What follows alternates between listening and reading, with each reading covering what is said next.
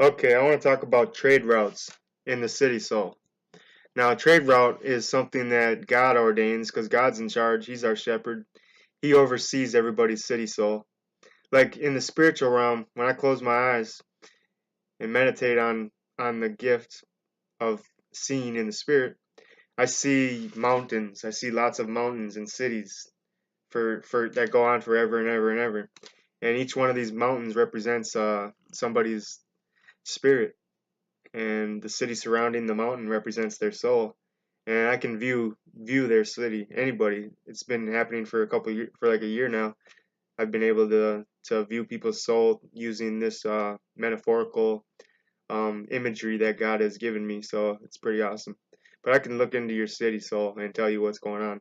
I've gone into people's city souls and I've seen some dramatic stuff. Like it's like their city's been taken over. It's like the Terminator, you know, all messed up, walls broken down, buildings blown up, and defensive weaponry of the enemy. So there's enemy weaponry defense spinning around, keeping watch. There's drones in their city, keeping any good stuff from coming to them.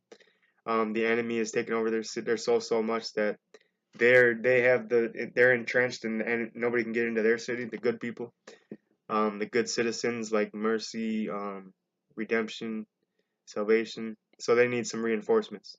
Now, I've already spoken about reinforcements. This is about the trade routes. I got sidetracked, but this is probably going to be useful. The Holy Spirit probably wanted to say that. So, a trade route, like recently I just met someone and we've been talking and we set up a nice trade route. We have some good conversations and that's a trade route, you know. This person's probably got like grapes, some joyful grapes or some type of spiritual nutrition which could be represented by a food or a fruit or a vegetable. And I'm offering a different type of resource in the spiritual realm.